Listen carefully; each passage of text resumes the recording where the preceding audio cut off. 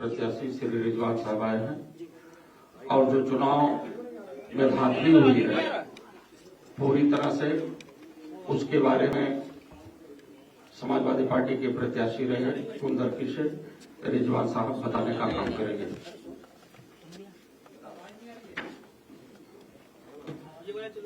इस पे ऑडियो नहीं आ रहा।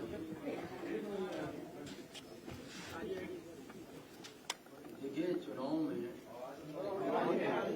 इस पे ऑडियो नहीं आ रहा। भाई देखिए क्यों आवाज नहीं आ रही है। बोलिए।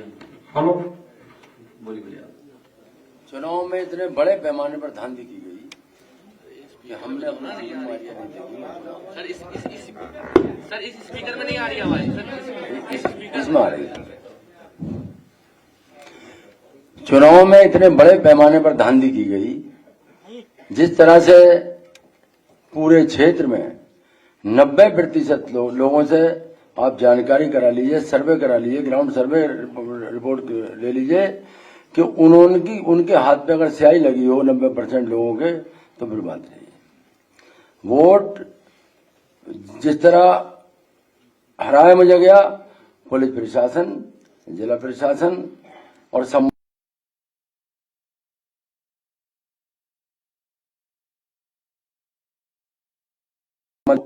इस तरह अगर चुनाव में वोट पड़ गया होता, आम वोटर का वोट पड़ गया होता, आम मतदाता का वोट पड़ गया होता, तो मैं 1 लाख वोटों से कम चुनाव जीतता। मैं दावे से कह सकता हूं। लेकिन जिस तरह बूथ कैप्चरिंग, जिस तरह धांधली इतने बड़े पैमाने पर हमने कभी सोचा भी नहीं था, देखा भी नहीं था, सुना भी नहीं था। जितना 42 जनता को किया गया, पूरी रात पूरा दिन और पूरा जो है एक तांडव रचा गया, यही मैं आपसे कहना चाहता हूं। तो बिल्कुल पूरी तरह जो है चुनाव में बड़े पैमाने पर धांधली करके मुझे हराया गया। हाँ, अंदर भी थे।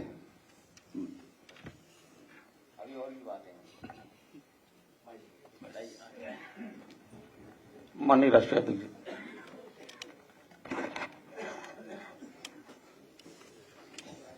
मैं अपने सभी प्रेस के साथियों का बहुत धन्यवाद देना चाहता हूं।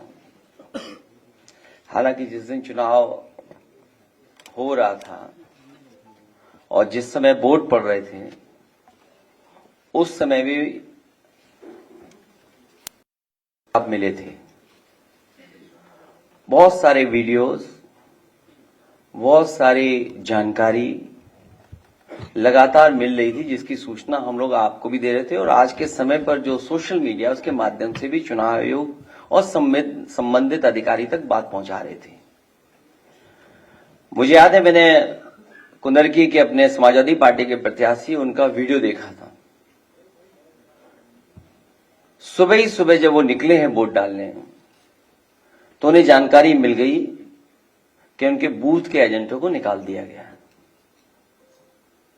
पुलिस प्रशासन ने मिलकर के जो व्यवहार किया, और उनकी नियत और मंशा यही थी कि कोई भी समाजवादी पार्टी का एजेंट बूथ पर न रहे। इसलिए जानबूझ करके प्रशासन ने और खासकर पुलिस ने, वो भी निर्देश पर, सभी बूथ एजेंटों को लगभग निकाल दिया गया। और बड़े पैमाने पर जहां समाजवादी पार्टी के समर्थक थे, समाजवादी पार्टी के लोग वोट डालने जाना चाहते थे, जाते उन्हें रोक दिया गया। अगर मान लीजिए रोक दिया गया है वोटर को, तो वोट किसने डाले? अगर उन बूथों पर समाजवादी पार्टी का वोटर नहीं पहुंचा है, हमारे प्रत्याशी के समर्थक नहीं पहुंचे, आखिरकार वोट किसने डाला है? ये बड़ा गंभीर विषय है।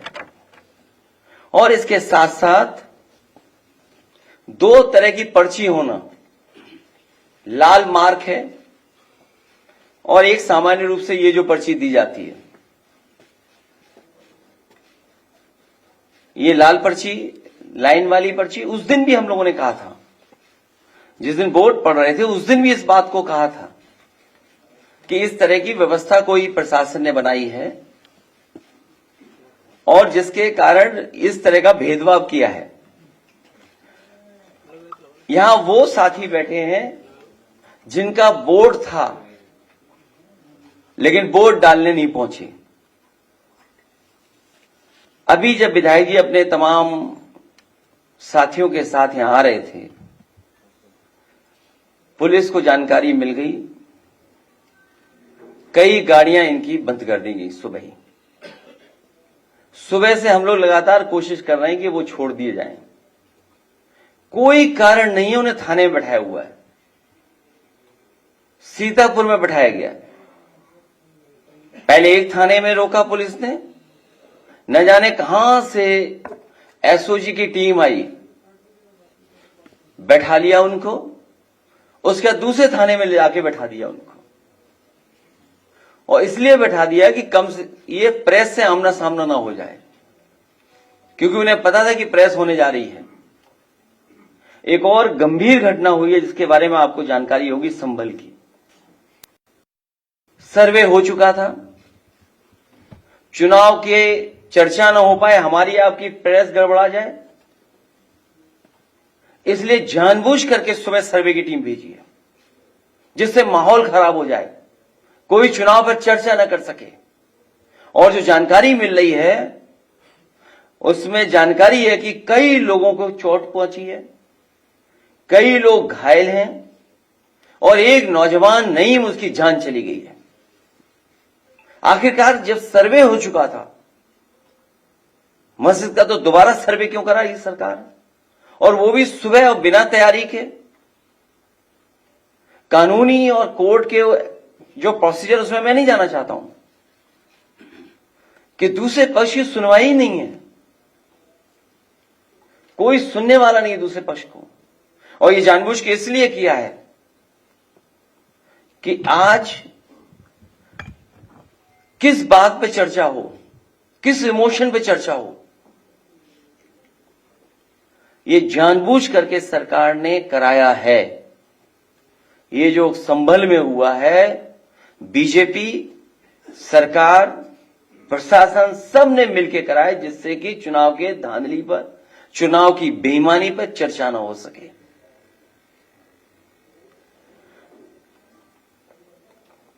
लोकतंत्र में सच्ची जीत लोक से होती है, तंत्र से नहीं। लेकिन ये नया लोकतंत्र जो बनाया भारतीय जनता पार्टी ने, उसमें लोगों को वोट नहीं डालने दे रहे हैं, अपने तंत्र को आगे कर दे रहे हैं।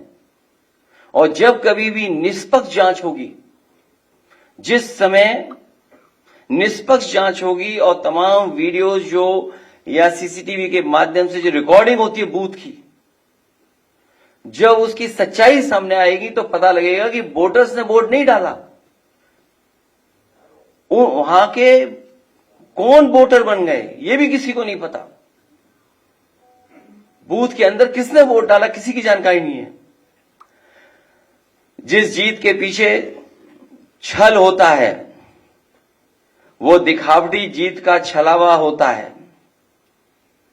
जो सबसे ज्यादा उस सीट को छलती है, जिसके छल करके जीत का नाटक रचा है। ये पूरा नाटक है इनका, भारतीय जनता पार्टी का। ये जश्न मनाना, लड्डू के नीचे लड्डू को रखने वाली जो वो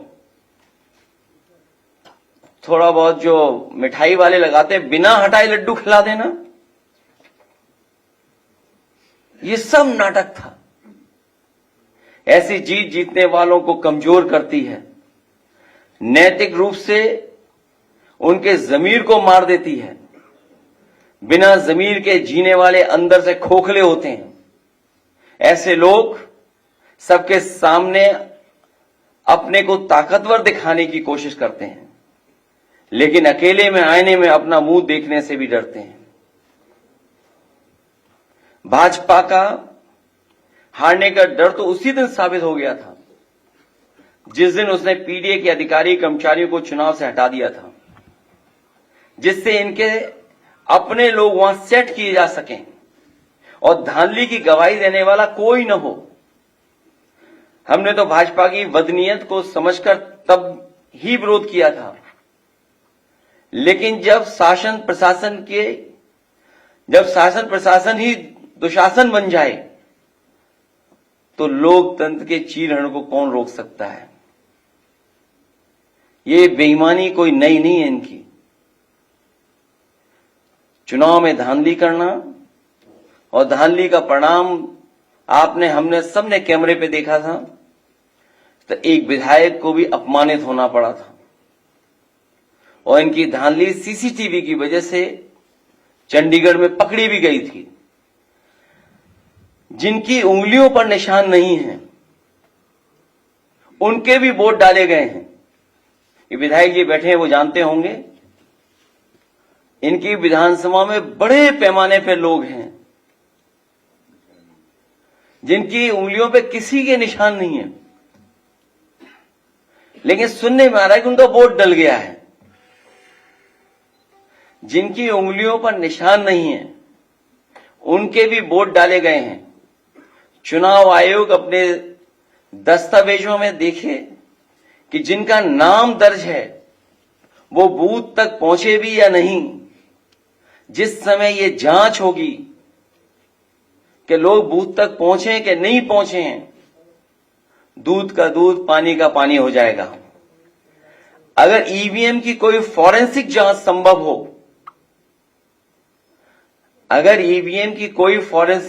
संभव हो, तो बटन दबाने के पैटर्न से ही पता चल जाएगा कि एक ही उंगली से कितनी बार बटन दबाया गया है। और अगर ये संभव हो तो ये पता किया जा सकता है कि एक ही उंगली से कितनी बार बटन दबाया गया है। और सुनने में यहां तक आया है कि जो लोग बाहर थे उनको चिन्हित पहले ही कर लिया उन्होंने। जो लोग बाहर थे उन्हें चिन्हित पहले ही कर लिया और उनके वोट भी इन्होंने डाल दिए। ये नए जमाने की इलेक्ट्रॉनिक बूथ कैप्चरिंग है। ये नए जमाने की इलेक्ट्रॉनिक बूथ कैप्चरिंग का मामला है जो कोर्ट की निगरानी में होने वाली मतगणना में कैमरे के सामने हेराफेरी कर सकते हैं। वो अपने लोगों के बीच बूथ के बंद कमरे में क्या नहीं कर सकते। अगर पीडीए के अधिकारी कर्मचारी बदलकर धांधली न की होती तो भाजपा एक भी सीट के लिए तरस जाती, जैसे कि लोकसभा चुनाव में हुआ था। जब ऐसी व्यवस्था मिल्कीपुर में नहीं हो पाई तो वहां का चुनाव भी सरकार ने टाल दिया। और धांधली करने के लिए ही, और इस बात की भनक जब पड़ गई सरकार को कि जो लोग छुट्टी पे आए हैं वो लोग भी भारतीय जनता पार्टी के खिलाफ मतदान कर करके जाएंगे, तो इन्होंने चुनाव की तारीखें बदल दी थी। एक देश तब एक लोकतांत्रिक क्रांति की ओर बढ़ने लगता है जब उसे कहीं से भी इंसाफ की उम्मीद दिखाई नहीं देती। महंगाई, बेरोजगारी, बेकारी और चुनावी धांधली से आक्रोशित समाज एक सीमा तक ही सहता है। इतनी सी बात तो अनपढ़ भी समझता है कि पेट की आग कभी भी उसको नहीं जिता सकती जिसने रोटी छीनी हो और जिसने रोजगार छीना हो। भाजपा ने रोजी रोटी, मान सम्मान, सौहार्द, भाईचारा सब छीन लिया है। भाजपा संविधान से लेकर के आरक्षण तक सबको खत्म करने पर उतारू है। ऐसे में भला उसे वोट कौन देगा। चुनाव के दिन जब निहत्थों पर बंदूक तानी गई थी तो भाजपा की कमजोरी सारी दुनिया के सामने आ गई। एक साहसी महिला ने जिस समय अपना वोट देने के अधिकार का कागज बंदूक के सामने तान दिया, भाजपा उसी समय हमेशा के लिए हार गई थी। लोकतंत्र में ऐसा तमाचा आज तक किसी ने नहीं मारा जिसकी गूंज भाजपाइयों को रात में सोने नहीं देगी। सत्ता की भूख ने तो भाजपा को पहले ही बीमार बना दिया था, अब तो वो सो भी नहीं पाएंगी।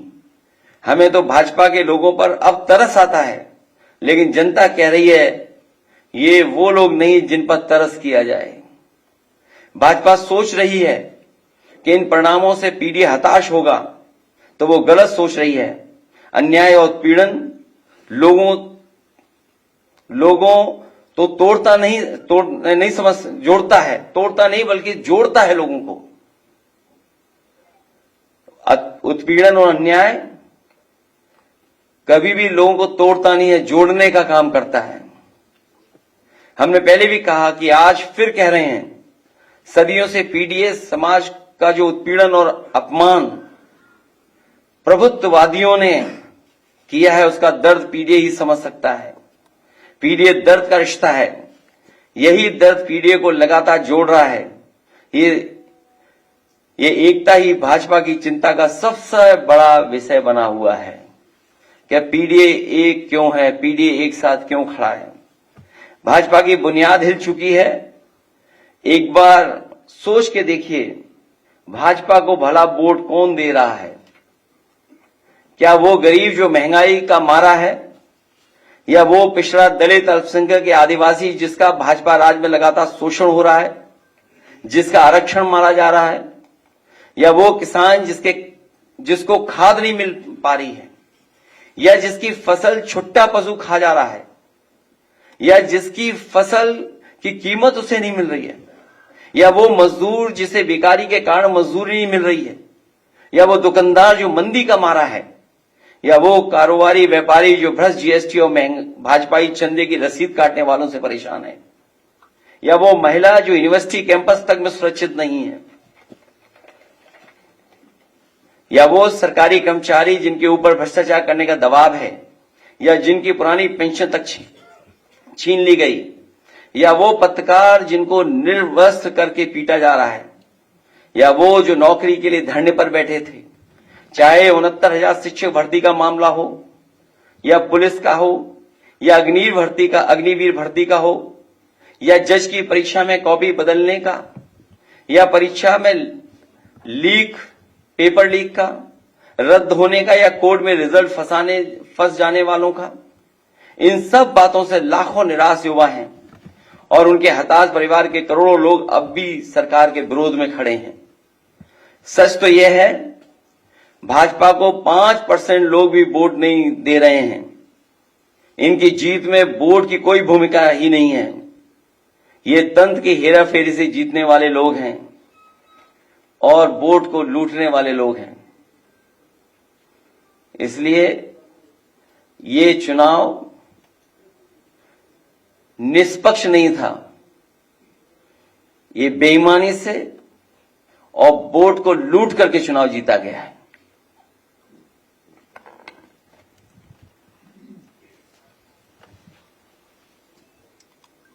डीजीपी साहब कह रहे हैं कि सब ठीक है, हालात नियंत्रण में है, एक आदमी की मौत हो गई है, इसके बाद भी वो कह रहे हैं सब ठीक है। इसीलिए वो कार्यवाहक हैं, इसीलिए कोई परमानेंट डीजीपी उत्तर प्रदेश में नहीं बन पा रहा है। आप कार्यवाहक डीजीपी से क्या उम्मीद करोगे? आपको लगता है कि इंटेलिजेंस इसमें फेल्योर हुआ है जो लगातार? मैं आपसे कह रहा हूं, क्योंकि चुनाव से बहस को हटा करके ये जानबूझ करके जब एक बार सर्वे हो गया था मस्जिद का, तो दोबारा सर्वे करने क्यों पहुंचे? जो सर्वे हो चुका था उसके बाद दोबारा सर्वे इसलिए करने गए क्योंकि चुनाव की धांधली पर बहस न हो, चर्चा न हो। जो चुनाव में इन्होंने वोट को लूटा है, आप कल्पना कीजिए, जो लोग यहां पर अपनी बात बताने आ रहे थे, कहने आ रहे थे कि उन्हें वोट डालने नहीं दिया गया, उनका वोट डाल दिया गया, उनके हाथ में इंक नहीं है, उंगली पे इंक नहीं लगाई किसी ने, लेकिन उनका वोट डल गया। ये बातें खुल न जाए, इसीलिए पुलिस अभी भी बैठाए हुए उन लोगों को, अभी भी थाने में बैठे हुए हैं। सर, महाराष्ट्र चुनाव के परिणामों पर क्या कहेंगे? सोचिए, अभी भी बैठे हुए थाने में, कोई कारण नहीं है, और वो इसलिए बैठाए हुए क्योंकि वो एफिडेविट लेकर के आ रहे थे। आपके सामने वो एफिडेविट दिखाते कि उन्हें वोट डालने नहीं दिया गया और उनका वोट पड़ गया। क्या वोट बड़ी आबादी का रोक दें और 1 लाख वोट से जीत जाए, 1 लाख ऊपर ज्यादा से वोट जीत जाए? क्या आप कल्पना कर सकते हैं? और केवल पुलिस वर्दी में नहीं थी, वर्दी के अलावा प्राइवेट ड्रेस में भी थी। जिस तरह हिटलर ने ट्रूपर्स बनाए थे, हिटलर के जमाने में ट्रूपर्स होते थे, उसी तरीके से वहीं से सीख लेकर के सरकार ने पुलिस की वर्दी उतार करके प्राइवेट ड्रेस में भी लोगों को भेजा हुआ था बड़े पैमाने पर। अगली बार करहल भी जीतेंगे कह रहे हो। अगली बार कुंदरकी 1 लाख से ज्यादा वोटों से हराएगा। कुंदरकी की जनता 1 लाख से ज्यादा वोटों से हराएगी। सर, अल्पसंख्यक बाहुल इलाके में इतना वोट मिला, सरकार से सवाल जब पूछा गया तो उन्होंने कहा कि उनको अपने गोत्र, पूर्वज और विरासत की याद आई होगी, इसीलिए शायद वो वापस आ गए। इसीलिए उन्होंने थानों में बैठाए हुए लोगों को जो यहां मिलने आने वाले थे, पूरी पुलिस लगी हुई बैठा दिया उन्होंने। ये तो सब दिखावा है अपनी बेईमानी को छिपाने के लिए। चुनाव आयोग को शिकायत की और शिकायत की जाएगी इसके बाद। और ऐसे अधिकारी जिन्होंने चुनाव में बेईमानी की है उनका कागज पीछा नहीं छोड़ेंगे, कागज पीछा नहीं छोड़ेगा। सरकार से ये भी तो पूछ लेते कि जो अधिकारी वहां पोस्ट हुए थे, क्योंकि पोस्ट नहीं हो पा रहे थे, उनसे साठगांठ नहीं हो पा रही थी, इसलिए चुनाव बढ़ा दिया था उन्होंने। अखिलेश जी, वो महमूद प्राचा सुप्रीम कोर्ट के सीनियर वकील और चंद्रभान सिंह लगातार चुनाव आयोग पर सवाल उठा रहे हैं, और जिस तरह से दिखे धांधली, चाहे वो हरियाणा में 10 लाख वोट बढ़ाने की बात रही हो, चाहे पूर्व लोकसभा में 4,63,000 वोट बढ़ने की बात रही हो, चाहे महाराष्ट्र में 150 सीटें जो बढ़कर गई है, लगातार इसको लिए लड़ाई लड़ रहे हैं। तो सुप्रीम कोर्ट के वो प्राचा है महमूद प्राचा जी और चंद्रभान जी, तो क्या आप लोग के आगे की रणनीति कैसे करेंगे? क्योंकि लगातार जिस तरह से देखिए आप संतों को डराया जाता है, धमकाया जाता है भारतीय जनता पार्टी की तरफ से, तो क्या आगे की रणनीति आप और कांग्रेस मिलकर कुछ तैयार करेंगे, या 2027 में भी इसी तरह डर के माहौल में लोग वोट डालेंगे? मैंने आपसे कहा, कुंदरकी विधानसभा में भारतीय जनता पार्टी 1 लाख से ज्यादा वोटों से हार करके आएगी अगले चुनाव में। आपने अभी जो सीतापुर वाली बात कही है, सीतापुर पुलिस दिख रही है कि लोगों के पास गाड़ियों की आरसी और तो यात्रियों को बैठा लोगे आप? नहीं, आप भी बताइए, ये कौन सा एक्ट है बताओ। नहीं, ठीक बात है, वही बात है। तो आप भी तो एक्ट को समझते होंगे कि गाड़ी बैठा लो, आप गाड़ी रोक लो, ठीक, कागज चेक कर लो, आदमी बैठा लिया आपने, ड्राइवर को करो कार्रवाई। अच्छा, आप जो आ रहे हैं उनके एफिडेविट छीन लिए, ये तो पुलिस पे केस बनता है लूट का।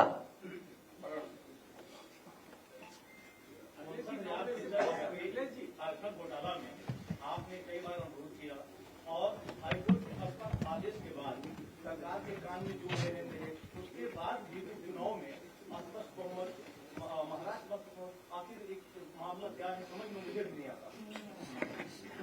ऐसी स्ट्राइक रेट कभी देखी आपने जो बीजेपी की स्ट्राइक रेट इस बार दिखाई दी है चुनाव में? अभी तक के चुनावों में किसी भी पॉलिटिकल पार्टी की ऐसी स्ट्राइक रेट देखी आपने? और हमारे एक साथी ने ठीक कहा कुछ पहनावे को लेकर के, जिस पार्टी को हमेशा पहनावे पे शिकायत रहती थी, कौन क्या खा रहा है इस पे शिकायत रहती थी, वो क्या दावा कर रहे हैं? और सच्चाई तो यह है कि इन्हें बूथ तक नहीं पहुंचने दिया, इनकी उंगलियों पे निशानी नहीं है। चंडीगढ़ में आपने धांधली नहीं देखी, सीसीटीवी नहीं होता अगर, तो क्या वो आईएएस अधिकारी पकड़ा जाता? इसीलिए मैंने कहा कि नए तरह की ये इलेक्ट्रॉनिक वोटिंग मशीन से लूट और बूथ कैप्चरिंग है, आपको पहुंचने ही नहीं देंगे वहां तक। जो सीटों पर वोट डाला है, कितने संघर्ष के बाद वोट डाला है कार्यकर्ताओं ने, मैं बधाई देना चाहता हूं अपने कार्यकर्ता और जो मतदाता जो वोट डालने गए हैं, कितने संघर्षों के बाद भी वो बूथ तक पहुंचे और वोट डाल करके आए। क्या बीजेपी के किसी कार्यकर्ता को रोका गया? ये उनकी स्ट्रेटेजी थी। आप एक एक बूथ उठा के देख लीजिए बीजेपी का, उन्होंने बूथ कैप्चर करके 90% से ज्यादा वोट डाल लिया अपने बूथ पर। हमारे बूथों पर कितने परसेंटेज है? 13%, 12%, 11%, और उनके बूथ पे 90% वोट पड़ गया, एक ही जिले में, एक ही विधानसभा में। क्या पुलिस गोदी में उठा के ला रही थी वोटरों को?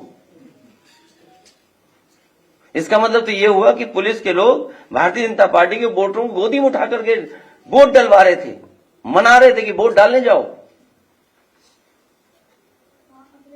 मायावती जी ने किनारा कर लिया है उपचुनाव से।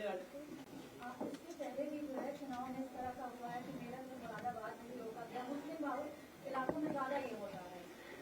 इसमें जब ब्लॉक प्रमुख वाला चुनाव हुआ तो एक महिला की तारीफ की गई थी, तो उसको लेकर के विपक्ष क्यों नहीं कोई स्ट्रैटेजी बना पा रही है? क्योंकि ये तो लगातार लोकतंत्र का हनन कर रहा है और आप लोग अभी 24 की स्ट्रेटेजी नहीं देखी, वही हार अभी तक स्वीकार नहीं कर पा रही बीजेपी। लेकिन सर अब तो जो बंदूक की नोक पर जो है वोट रोका जा रहा है ना। इसके लिए स्ट्रेटेजी भी बनेगी, तरीका भी बनेगा। इसीलिए मैंने कहा जिन अधिकारियों ने धांधली की है, कागज उनका पीछा नहीं छोड़ेगा। सीसीटीवी या जो हमारे समाजवादियों के पास बड़े पैमाने पर रिकॉर्डिंग है, उन सबको चुनाव आयोग के सामने रखा जाएगा। उसमें मुझे उम्मीद है कि आप लोग भी सहयोग करेंगे। समय समय पर आप भी समाजवादी पार्टी का सहयोग करें लोकतंत्र मजबूत करने के लिए। उन वीडियोस को जरूर चलाएं आप लोग भी। किसका 24 में कर लिया था क्या इन्होंने? अभी तक अयोध्या की हार से नहीं उभर पाएंगे लोग, सच्चाई तो ये है। और सोचिए, जब अयोध्या हार सकते हो, कह रहे हम कुदर की जीत गए, जहां पे वहां आम वोटर ने रिजेक्ट कर दिया हो, और क्या कहते हैं कुदर की जीत ली, हमें कुदर की वोट दिया है, जिनके अपने वोटरों ने, इनके अपने वोटरों ने रिजेक्ट किया है, जहां पर मिल्कीपुर में चुनाव नहीं करा पा रहे हैं। इसीलिए मैंने कहा कि अगर फॉरेंसिक लैब में ये बात चेक हो जाए कि ईवीएम की मशीन के बटन किसने दबाए हैं, तो आप पाएंगे कि एक ही व्यक्ति बटन दबा रहा होगा। अब बात बहस आगे नहीं करिए। हमारा व्यू पॉइंट लोकसभा में मैं बोल चुका हूं, वही हमारा है जो मैं लोकसभा में बोल चुका हूं। चुनाव नहीं लड़ेंगे जब तक चुनाव आयोग ये हार है और 300+ सीटें 27 जीतेंगे।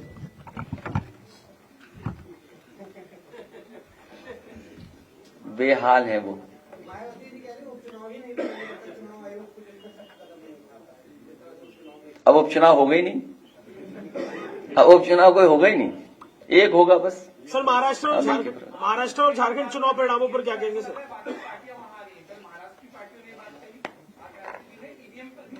नहीं, मैं आपको कई बार यहां कह चुका हूं और लोकसभा में मैंने अपना पक्ष रख दिया था। फिर मैं कहता हूं आपसे, जर्मनी के बारे में, और जर्मनी हमसे न जाने कितना आगे हर चीज में, तकनीक में, आम लोग जो वहां के पढ़े लिखे हैं उनके जानकारी के बारे में, और जब दुनिया का सबसे बड़ा उद्योगपति भी सवाल उठा रहा है, जो इसी क्षेत्र का सबसे ज्यादा जानकार है। अभी जिनका डिप्टी सीएम का आपने नाम लिया, वो क्या जानते होंगे इलेक्ट्रॉनिक के बारे में? कहो सोशल मीडिया पे किसी और से चलवा रहे हो, सीखा हो मेल लिखना, मेल रिसीव करना, न जाने कितनी चीजें हैं। और जो नया आ गया जीपीटी चैट, वो कहो इस्तेमाल करना, अब सीखे हो, शायद न सीख पाए हो। उसमें ऐसी फौज है उस दल में ऐसे लोगों की। खैर, तो जर्मनी जैसा देश ये कहता है कि ईवीएम से वोट पड़ना उनके देश में अनकॉन्स्टिट्यूशनल है। आप बैठे हुए सब लोग देख लो, गूगल करिए आप लोग सब, वाईफाई आपके लिए फ्री है यहां पर, आप गूगल करिए, देखिए क्या जर्मनी में ये व्यवस्था है क्या नहीं है। जब जर्मनी जैसा देश ईवीएम को स्वीकार नहीं कर रहा है, तो जो दल सवाल उठा रहे हैं स्वाभाविक है। इसको लेकर जनता को और विपक्ष को एक बड़ा आंदोलन नहीं करना चाहिए, क्योंकि आप लोग सिर्फ सवाल ही कर रहे हैं, लोगों को नहीं कर रहे हैं। अभी हारे हम लोगों ने इतना वोट डाला, मैं फिर कहूंगा पीडीएफ परिवार इतना वोट डालेगा कि मशीन भी नहीं कैलकुलेट कर पाएगी।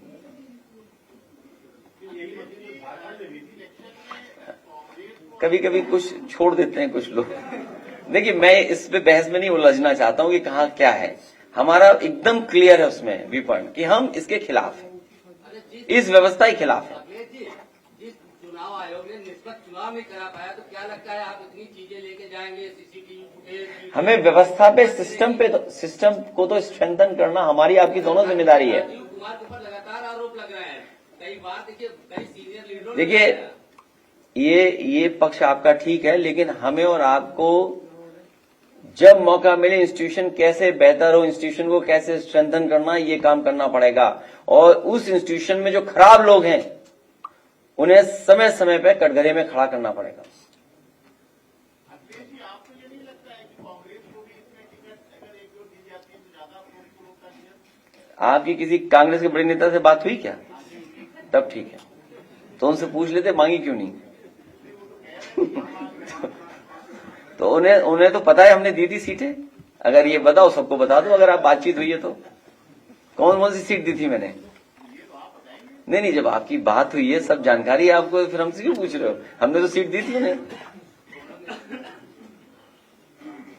चलिए, बहुत धन्यवाद आपका, बहुत धन्यवाद।